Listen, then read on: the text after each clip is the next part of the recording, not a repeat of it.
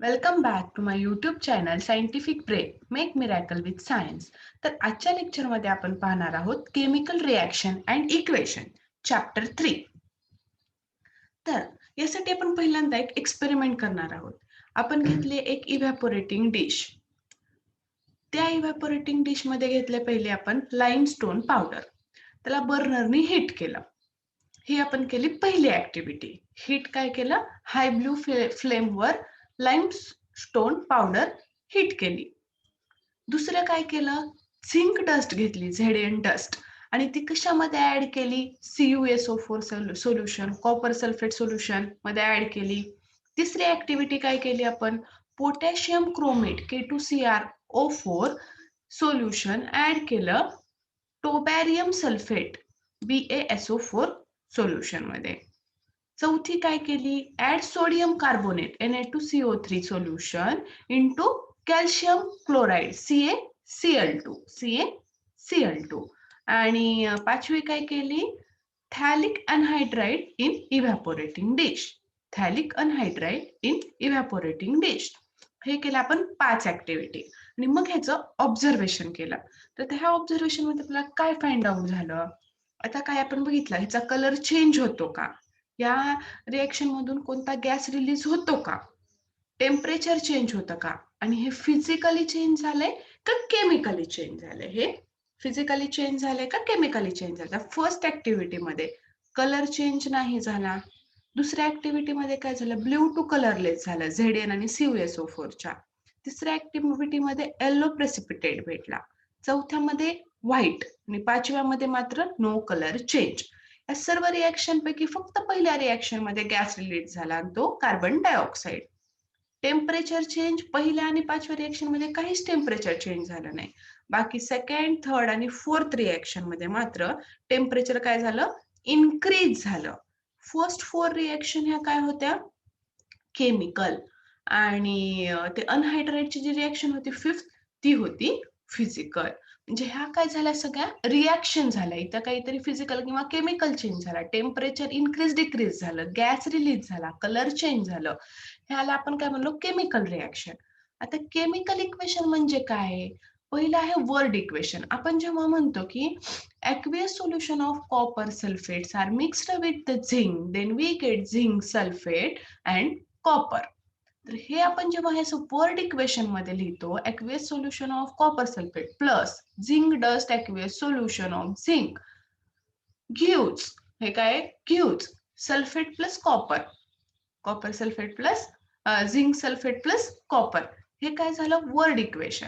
या वर्ड इक्वेशनला जेव्हा आपण या सिम्बॉल मध्ये लिहितो, म्हणजे CuSO4 प्लस झेडएन घेऊ ZnSO4 प्लस Cu, तर ह्याला काय म्हणायचं? ह्या केमिकल रिएक्शनच्या ह्या प्रेझेंटेशनला काय म्हणायचं? Chemical equation. हे कशाने लिहिलं आपण? By using the chemical formula. म्हणजे हे झालं वर्ड इक्वेशन आणि हे झालं केमिकल इक्वेशन. नाव आता केमिकल इक्वेशन लिहित असताना काय काय रूल्स आहेत? तर पहिला रूल्स काय की जो रिॲक्टंट आहे तो लेफ्ट हँड साइडला लिहायचा आणि प्रोडक्ट लिहायचा राईट हँड साइडला. रिॲक्टंट लेफ्ट हँड साइडला, प्रोडक्ट लिहायचा राईट हँड साइडला. या दोन्हीच्या मध्ये एक ॲरो दाखवायचा. तो ॲरो काय दाखवतो? Direction of the reaction. ॲरोचं जे काही बाण आहे, हा हेडिंग, ते कुठं पाहिजे? Towards the product. Towards the product म्हणजे तो दाखवतो की रिॲक्शन इकडून इकडे चालली आहे. आता जर रिॲक्टंट एकापेक्षा जास्त असतील किंवा प्रोडक्ट जर एकापेक्षा जास्त असतील तर त्या दोघांमध्ये आपल्याला कोणतं साईन लावायचंय? Plus sine. त्या दोघांमध्ये प्लस साईन आपण ह्या रिॲक्शन मध्ये लावलं होतं. इथं रिॲक्टंट लेफ्ट साईडला लिहिला, प्रोडक्ट राईट साईडला लिहिला. यांच्यामध्ये आपण काय दाखवलं? डायरेक्शन दाखवण्यासाठी हा ॲरो, हेडिंग टुवर्ड्स प्रोडक्ट. इथे रिॲक्टंट एक पेक्षा अधिक आहेत, इथे पण प्रोडक्ट एक पेक्षा अधिक आहे, म्हणून आपण इथं कोणत्या साईनचा यूज केला आहे? प्लस साईनचा. इथे काय केलं आहे? प्लस साईनचा. आता केमिकल जे रिॲक्शन आहे ते जर आपल्याला मोर इन्फॉर्मेटिव्ह, त्याच्यातून जर आपल्याला जास्त इन्फॉर्मेशन हवी असेल तर आपण काय करतो? त्याच्या फिजिकल स्टेट लिहितो. आता फिजिकल स्टेट म्हणजे काय?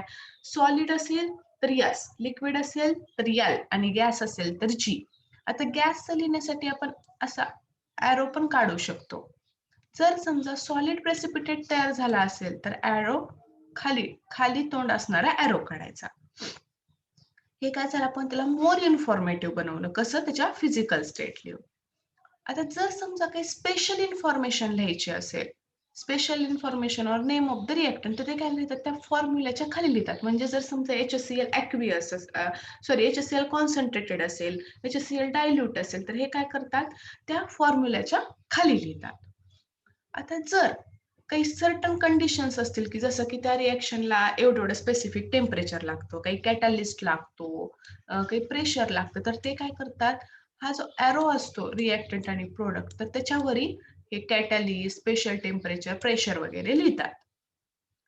आता जेव्हा हीट ही आउटसाइड कडून दिली जाते, हीट जेव्हा आउटसाइड कडून दिली जाते, रिएक्शन कम्प्लीट होण्यासाठी हीट दिली जाते, ते सुद्धा काय करतात? ह्या एरोच्या वरी हीट लिहितात. पण हीट लिहिताना काय करतात? हा सिम्बॉल यूज करतात, ट्रायंगल वाला. हा सिम्बॉल कशाचा आहे? हीटचा आहे. हे काय? Rules for writing a chemical equation. आता केमिकल इक्वेशन लिहिला, आता बॅलन्स करण्यासाठी काय करायचं? आता बॅलन्सिंग साठी काय आहे? फर्स्ट, आता केमिकल इक्वेशन आहे तसं पहिले लिहून घ्यायचं. ही झाली फर्स्ट स्टेप. सेकंड स्टेप मध्ये काय करायचं? हा प्रत्येक ॲटम घ्यायचा आणि त्याचे तो ॲटमची किती संख्या रिएक्टंट साईडला आणि किती संख्या आहे प्रोडक्ट साईडला, हे पहिल्यांदा हुडकून काढायचं. ते तसे नंबर लिहायचे. आता सपोज इथे Na हा रिएक्टंट साईडला किती आहे आणि Na हा प्रोडक्ट साईडला किती आहे हे बघायचं. मग जर ते रिएक्टंट आणि प्रोडक्ट साईडला इक्वल असतील, तर त्याला काय म्हणायचं? Balancing reaction. जर ते इक्वल नसतील, तर त्याला अनबॅलन्स म्हणायचं. मग हे अनबॅलन्सचं बॅलन्स करण्यासाठी आपण एखादा फॅक्टर घ्यायचा आणि त्यांनी मल्टिप्लाय करायचं, जिथे ते ॲटम्स कमी आहेत त्या साईडला. हे अनइक्वलची इक्वल करायचे. हे झाली तिसरी स्टेप. ह्या दुसऱ्या स्टेप मध्ये काय केलं? ते बॅलन्स आहे का नाही ते चेक केलं. आणि चौथ्या स्टेप मध्ये काय करायचं? ते बॅलन्स झालेलं इक्वेशन डबल एकदा फायनल इक्वेशन लिहून काढायचं. आता आपण पाहूया. आता इथे बघा, NaOH plus H2SO4 gives Na2SO4 plus H2O. First step काय आपली? आपण हे इक्वेशन लिहिलं. आता सेकंड स्टेप मध्ये काय केलं? सेकंड स्टेप मध्ये आपण Na रिएक्टंट साईडला मोजला. किती आहे Na? 1. प्रोडक्ट साईडला 2. O रिएक्टंट साईडला किती आहे? 5. प्रोडक्ट साईडला किती आहे? 5. H रिएक्टंट साईडला 3. आता इथे H कुठे आहे? हा 1 आणि हे 2. H आले 3. S किती आला इकडं? 1. इकडं पण S 1 आणि इकडे H किती आहे? एवढं एक 2. आता आपल्याला काय कळालं? हे बॅलन्सिंग आहे का? नाही. हे काय आहे? अनबॅलन्स आहे. आता इथे Na 1 आहे रिएक्टंट साईडला आणि प्रोडक्टला 2 आहे. आपल्याला काय करायचं आहे? Na 2 करायचं आहे. म्हणून आपण इथं काय केलं? इंटू 2 केलं. तर इंटू इथं 2 केल्यामुळे काय झालं? Na बॅलन्स झाला. पण O काय झाला? परत एकदा मोजल्यावर O काय झाला? 6 झाला रिएक्टंट साईडला, 5 झाला प्रोडक्ट साईडला. H काय झाला? 4 झाला. प्रोडक्ट साईडला 2. S रिएक्टंट आणि प्रोडक्ट साईडला 1 1 राहिला. म्हणजे इथं आता पुन्हा काय झालं? O आणि H अनबॅलन्स झाले. आता इथं O आणि H अनबॅलन्स झाले. तर इथं कमी संख्या कुठे? प्रोडक्ट साईडला, O आणि H ची. म्हणजे इथे एक सेकंड, O आणि H ची. आपण काय केलं? O आणि H ला बॅलन्स करण्यासाठी इथं 2 लिहिले, इथं 2. आता इथं काय झालं? इथं 2 लिहिल्यामुळे H किती झाला? 4. 2 लिहिल्यामुळे H किती झाला? 4. आपल्याला तर हेच हवंय ना, इथे 4 यायचं होतं. रिएक्टंट साईडला H4 आहे. आपल्याला इथे 4 आणायचं, म्हणून आपण इथं काय केलं? इंटू 2 केलं. इंटू 2 केला का मुळे काय झालं? H किती झाला? 4 झाला. H झाला 4 आणि O पण बॅलन्स झाला. O झाला 6. म्हणजे शेवटी आपलं काय आलं? Balance equation 2NaOH plus H2SO4 gives Na2SO4 plus 2H2O. म्हणजे इथे चेंज काय झालं? इथे H2O च्या इथे 2 आलं आणि NaOH च्या इथे पण 2 आलं. हे झालं फायनल स्टेप. हे झालं आपलं बॅलन्स्ड इक्वेशन. नाउ आता type of chemical reaction. Chemical रिएक्शनच्या टाइप किती आहेत? आता केमिकल रिएक्शन हे 4 टाइप्स मध्ये आहेत according to nature and number of reactants and product. First आहे कॉम्बिनेशन रिएक्शन. आता कॉम्बिनेशन म्हणजे काय?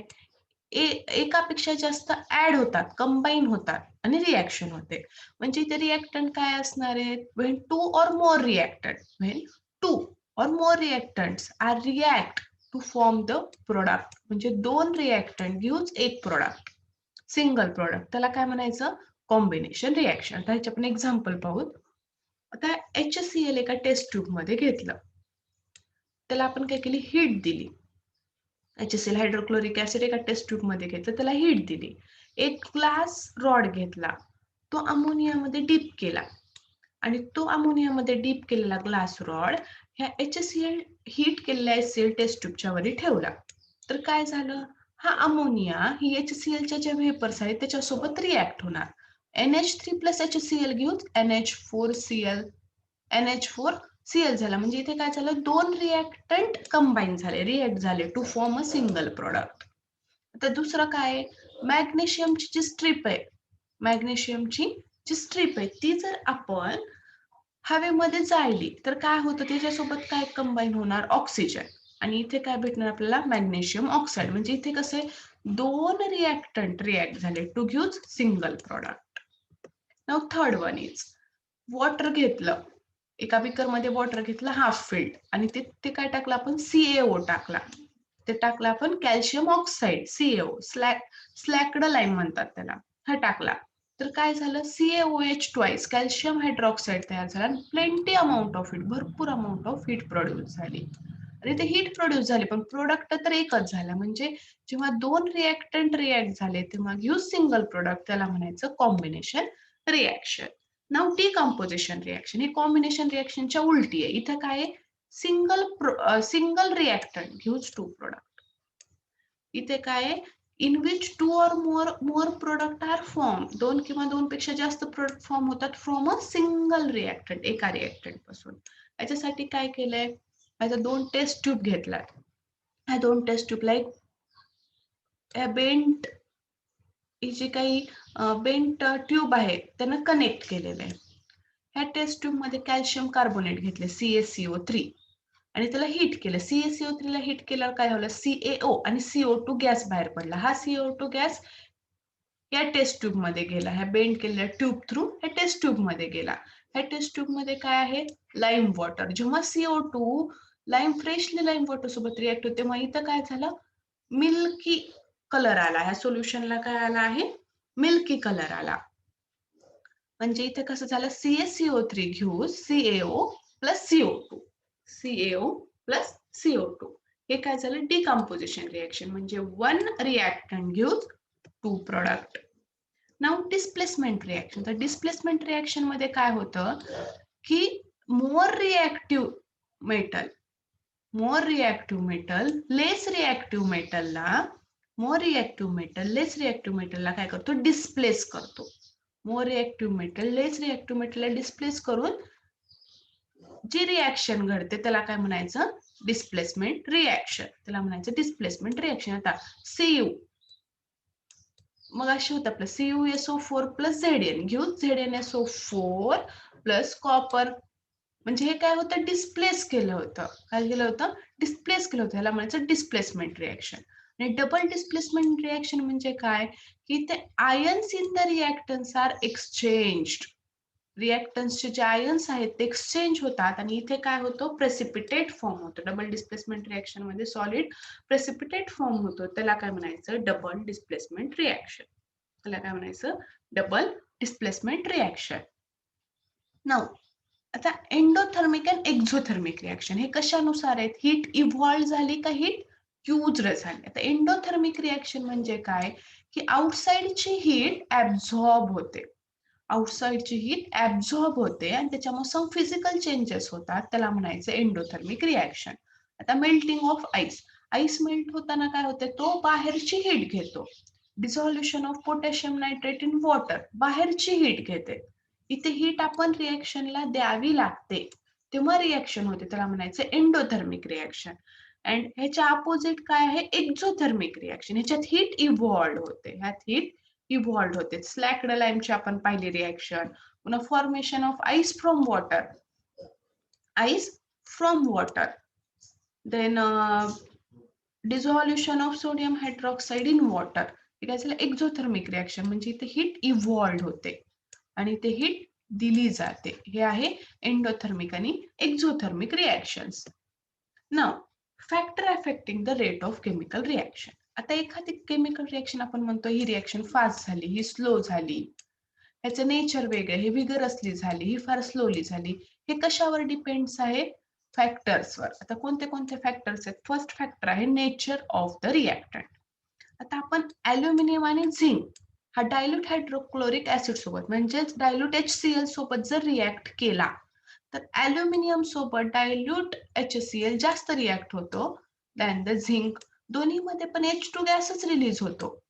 H2 गॅस लिबरेट होतो आणि वॉटर सोल्युबल साल्ट तयार होतं. पण H2 गॅस आणि वॉटर सोल्युबल साल्ट कशामध्ये फास्ट तयार होतं तर ते ॲल्युमिनियम सोबत रिॲक्ट होताना दॅन द झिंक. ॲल्युमिनियम सोबत रिॲक्ट होताना दॅन द झिंक. म्हणजे हे nature of metal is responsible for the reaction rate. म्हणजे नेचर सुद्धा मेटलचं फार इम्पॉर्टंट आहे.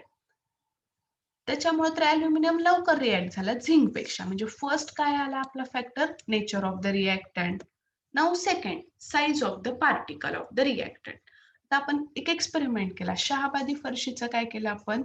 स्मॉल स्मॉल मॉलिक्यूल घेतले म्हणजे त्याची पावडर करून घेतली आणि सेकंड ह्याच्यामध्ये काय केलं? त्याचे पीसेस केले छोटे आणि एका ह्याच्यात पावडर केली आणि ते HCl सोबत रिॲक्ट केले. तर लवकर रिॲक्शन कुठे होणार आहे? जिथे आपण पावडर फॉर्म मध्ये ते फरशीचे स्टाईल्सचे फरशीचे जे काही घेतलेलं आहे त्या ऍक्टिव्हिटी मध्ये काय होणार आहे? पावडर फॉर्मच्या रिॲक्शन लवकर होणार आहे. म्हणजे small the size reaction rate is increase. म्हणजे सेकंड फॅक्टर काय भेटला आपल्याला? Size of the particle of the reactant. Then the concentration of reactant. आता जेव्हा आपण CaCO3 पावडर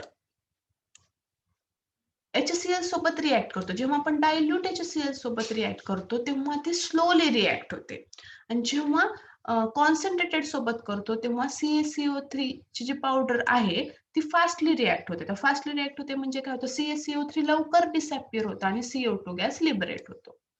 आणि जर डायल्यूट सोबत केलं तर CaCO3 डिसअपिअर व्हायला वेळ लागतो आणि CO2 गॅस लिबरेट व्हायला ही वेळ लागतो. म्हणजे ह्याच्यात काय? Concentration of reactant is important. जेव्हा कॉन्सन्ट्रेटेड असतं ते सोल्युशन तेव्हा रिॲक्शन फास्ट होते than the dilute solution. Now next काय factor? Temperature of the reaction.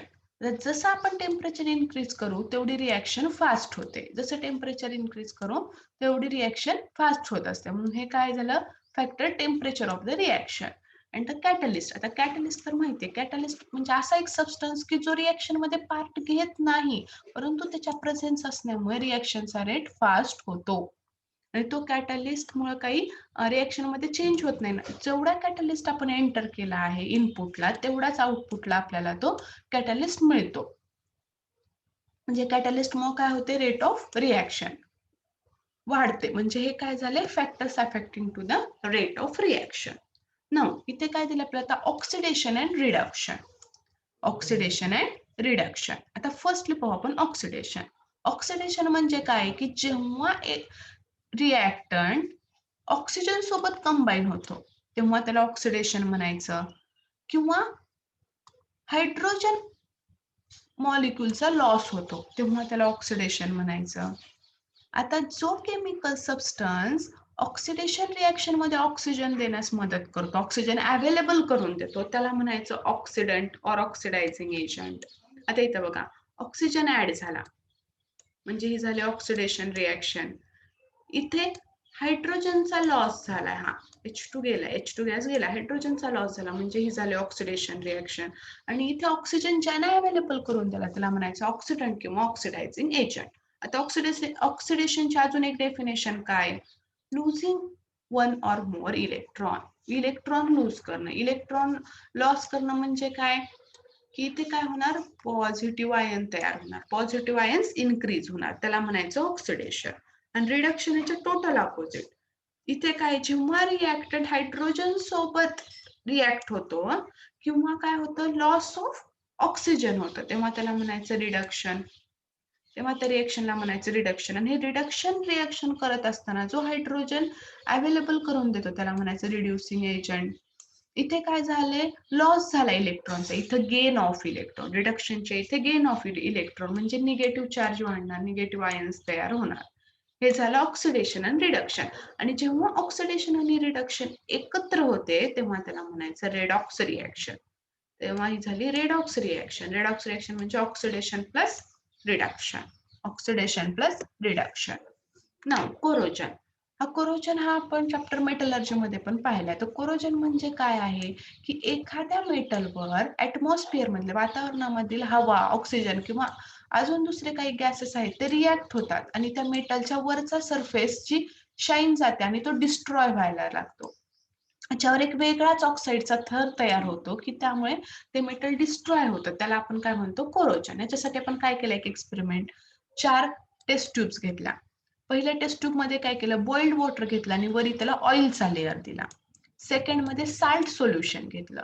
Third मध्ये काही नाही फक्त एअर आणि फोर्थ सोल्युशन मध्ये एअर आणि अनहायड्रस कॅल्शियम क्लोराईड घेतला आणि त्याला काय केलं रबरच्या आहे ना रबरचं त्याला कव्हर लावून क्लोज करून टाकलं, बंद करून टाकलं आणि थोड्या दिवस ठेवण्याचं ऑब्झर्वेशन केलं आणि यामध्ये प्रत्येकामध्ये काय केलं एक नेल टाकला, आयर्न नेल एक खिळा टाकला आणि ह्या सगळ्यांचं ऑब्झर्वेशन केलं तर काय आपल्याला दिसून आलं की सगळ्यात जास्त आयर्नचं कोरोजन जे काही डिस्ट्रॉय ऑफ एलिमेंट किंवा वरी जो काही लेअर फॉर्म होतो तो सगळ्यात जास्त कुठे झाला तर तो झाला साल्ट सोल्युशन मध्ये. तो झाला साल्ट सोल्युशन मध्ये कारण कोरोजन साठी इम्पॉर्टंट असतं ते एअर तर असते ऑक्सिजन पण असते पण हे ह्याच्यामध्ये काय आपण टाकलं तर साल्ट त्याच्यामुळे काय झालं साल्ट सोल्युशन मध्ये हे आयनचं कोरोजन झालं. कोरोजन झालं म्हणजे काय झालं ह्याचा हे जे आधी शाईन दिसत होतं त्याचा ते शाईन जे होते लस्टर जे होतं त्याच्यावर सरफेसवर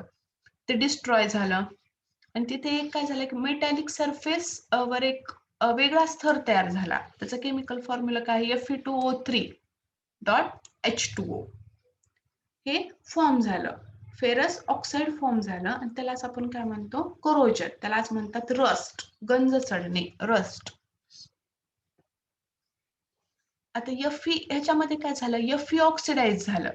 आयर्न नेल मधले Fe ऑक्सिडाइज झालं टू गिव्ह Fe2+ आणि O2 रिड्यूस झालं आणि O2 reduce to form water in the cathode reaction. ही झाली एनोड रिएक्शन, ही झाली कॅथोड रिएक्शन. ह्याच्यामध्ये Fe2+ झालं म्हणजे इथं झालं ऑक्सिडेशन. इथं O2 इज रिड्यूस झाला, O2 गेला म्हणजे इथं काय झालं रिडक्शन. असं डिफरंट रिजन मध्ये हा रिएक्शन होऊन काय झालं कोरोजन झालं. रेडिश कलर लेअर कलेक्ट झाला त्याला म्हणतात कोरोजन किंवा रस्ट. आणि कोरोजन हा सिरियस प्रॉब्लेम आपण मेटलर्जी मध्ये ह्याचे प्रिव्हेन्शन ही पाहिले आहे. नाव लास्ट ह्याच्यामध्ये काय दिलं आहे आपल्याला रॅन्सिडिटी. आता रॅन्सिडिटी म्हणजे काय की जेव्हा आपण यूज केलेलं ऑइल कुकिंग जे ऑइल असतं ते यूज करतो आणि फार दिवस ठेवतो आणि नंतर त्याच्यामध्ये एखादी वस्तू तळतो किंवा त्या ऑइलचा यूज आपण कुकिंग पर्पज साठी करतो तेव्हा काय होतं की त्याची टेस्ट चेंज होते आणि एक वेगळाच वास फॉल ओडर म्हणजे एक वेगळाच वास यायला लागतो. त्याला काय म्हणतात रॅन्सिडिटी. आता आपण जर एखादं ऑइल यूज केलं भरपूरदा आणि ते तसंच ठेवलं आणि नंतर त्याचा यूज केला आणि त्यामध्ये तळलेला जो काही पदार्थ आहे किंवा तो यूज करून ते ऑइल यूज करून जो काही आपण पदार्थ बनवला आहे त्याची टेस्ट चेंज होते आणि त्याचा वासही यायला लागतो. तर हे का होतं कारण हे जे ऑइल आहे त्या ऑइलचं काय होतं ऑक्सिडेशन होतं. ऑइलचं काय होतं ऑक्सिडेशन होतं ते काय होतं रॅन्सिड होतं. त्याच्यामुळे या प्रोसेसला काय म्हणतात रॅन्सिडिटी.